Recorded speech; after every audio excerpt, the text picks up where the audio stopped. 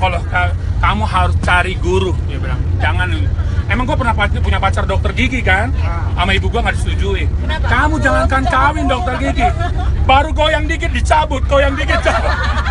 Nggak jadi kau nanti punya anak, dia bilang gitu. Gue pernah kawin pacar juga sama pegawai Telkom. Ibu gue nggak tahu. Jangan kau kawin sama pegawai Telkom. Baru 3 menit putus. 3 menit putus. Baru main 3 menit sudah. Lu sahabat sama Bobby, itu Bobby diapain? Jangan kawin juga sama pegawai pos. Baru masuk kamar ditanya, mau yang kilat apa mau yang biasa? Nggak main-main. Ya. Kalau kawin sama guru, sudah jelas? Belum, ulangi lagi. Udah jelas? Sudah, beri pelajaran baru. Makanya bini gue jadi embang.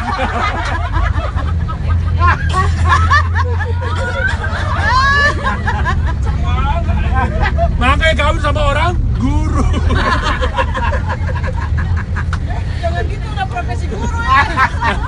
Guru tuh pokoknya enak banget kan. Diajarin terus ya? Diajarin Setiap terus. hari gaya baru? Setiap hari gaya baru. Bagaimana? Suamiku sudah jelas belum, ulangi lagi. Istilah-istilah baru dalam implementasi kurikulum Merdeka. Di K13 kita kenal dengan istilah KI, KD, kompetensi inti dan kompetensi dasar. Di IKM kita kenal dengan istilah CP, capaian pembelajaran. Di K13 kita kenal dengan istilah silabus. Di IKM kita kenal dengan istilah ATP, alur tujuan pembelajaran. Di K13 kita kenal dengan istilah RPP. Di IKM kita kenal dengan istilah modul ajar. Di K13 kita kenal dengan istilah penguatan pendidikan karakter. Di IKM kita kenal dengan istilah profil pelajar Pancasila. Di K13 kita kenal dengan istilah KTSP. Di IKM kita kenal dengan istilah KOSP, Kurikulum Operasional Satuan Pendidikan. Capaian pembelajaran di K13 per kelas, di IKM capaian pembelajarannya per fase. Pendidikan itu tidak penting di Indonesia. Para pemilik stasiun TV tidak banyak menggunakan kuasanya untuk mendidik. Mereka mempertontonkan apa saja yang menghasilkan profit bagi mereka. Drama percintaan, perselingkuhan, dendam dan pertikaian, acara gosip pagi, siang, dan malam. Apa yang bisa dipelajari anak-anak kita dari semua itu? Persentase tontonan edukatif dan yang non-edukatif jauh tertinggal. Pendidikan itu tidak penting di Indonesia. Para politisi mempertunjukkan kebohongan dan kepentingan partainya masing-masing. Mereka tidak peduli apakah mereka menjadi tokoh publik yang pantas dilihat dan ditiru. Yang penting agenda mereka tetap berjalan, elektabilitasnya naik, dan kembali terpilih di tahun-tahun mendatang. Pendidikan itu tidak penting di Indonesia.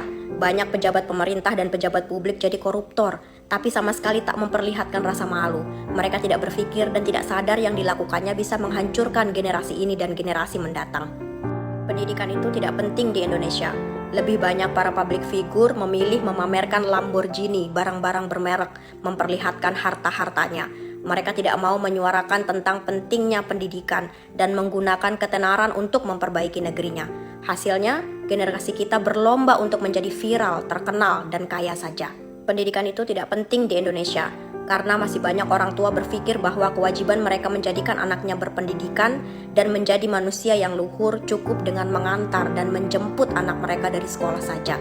Sejak anaknya masuk SD hingga lulus SMA, terfikirkah untuk membeli buku-buku parenting atau buku yang membekali mereka tentang pendidikan anaknya?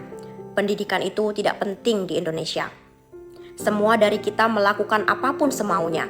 Kadang tak peduli bahwa kebebasan kita terikat tanggung jawab dan semua tindakan disaksikan anak-anak. Jika ada kasus besar, ada yang salah dengan anak-anak, baik di sekolah maupun di luar sekolah, kita akan meminta Menteri Pendidikan untuk berkomentar dan menuntut pertanggungjawaban. Pendidikan itu tidak penting di Indonesia. Guru-gurunya diberi dan dibiarkan terhimpit kesusahan-kesusahan. Mereka harus menangis, mengemis, dan dipaksa menyerah untuk memperjuangkan dan mendapatkan hak-haknya. Waktu yang seharusnya mereka habiskan dengan anak-anak kita rampas untuk pekerjaan lainnya. Kita letakkan beban bernama pendidikan di pundak, kepala, dan kakinya, tapi kita biarkan tangannya terikat dan perutnya lapar. Pentingkah pendidikan itu di Indonesia? Selamat pagi semuanya, selamat sore di Indonesia. Selamat hari kelahiran Pancasila. Salam dari Jerman, saya lagi di Jerman di Frankfurt mengikuti pameran IMAX, pameran khusus para penyelenggara, event organizer, PCO, venue owner dan lain-lain. Dalam kesempatan ini guys, saya ingin menyampaikan atau mendownload salah satu video dari adik saya Timo Scheunemann, Coach Timo, yang mengulas tentang Pancasila, khususnya sila 1 sampai sila 5. Coba kalian dengarkan baik-baik dan perhatikan, isinya sangat-sangat bermanfaat dan sangat-sangat bagus. Sekali lagi, salam dari Jerman. Salam Pancasila. Luar biasa ya, hari ini hari Pancasila. Saya mau share sedikit tentang Pancasila, bagaimana Pancasila itu luar biasa. Dari sisi pemilihan kata, dari sisi nilainya tentu saja, tapi juga dari sisi penempatan sila-silanya. Ya, ini pandangan saya sendiri, interpretasi saya sendiri, karena dimulai dari dulu saya suka salah antara sila kedua sama sila keempat, suka tertukar gitu kan. Jadi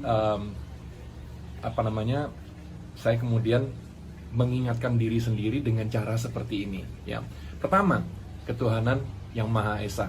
Kenapa ini harus di awal? Karena memang Tuhan itu dasar dari segalanya, dasar dari moralitas, dasar juga dari tujuan hidup. Apa arti hidup ini kalau tidak ada Tuhan, seperti itu. Nah, kemudian yang saya suka juga adalah pemilihan kata Esa. Bisa diinterpretasikan oleh masing-masing kepercayaan dengan cara mereka sendiri-sendiri. Ya, jadi kalau dalam Islam, Esa betul-betul satu, jadi satu, ya, satu Tuhan. Kalau dalam Hindu dan Buddha, menyatu, Esa menyatu. Kalau dalam kekristenan, Esa diartikan kesatuan. Jadi betul-betul pas ya untuk semua kepercayaan yang ada di Indonesia. Luar biasa. Kemudian kemanusiaan yang adil dan beradab. Kenapa harus di sila kedua? Jadi dari Tuhan langsung berbicara tentang manusianya. Manusianya kalau mau adil dan beradab harus dekat sama Tuhan. Makanya sila kedua harus berada dekat dengan sila pertama. Kemudian baru kita berbicara kalau manusianya sudah adil dan beradab, ya. Karena dekat dengan Tuhan. Kalau tidak adil dan tidak beradab berarti nggak dekat dengan Tuhan dong. Kalau misalnya dekat dengan Tuhan, merasa dekat dengan Tuhan tapi tidak adil dan beradab, waduh, ada yang salah ini, gitu kan.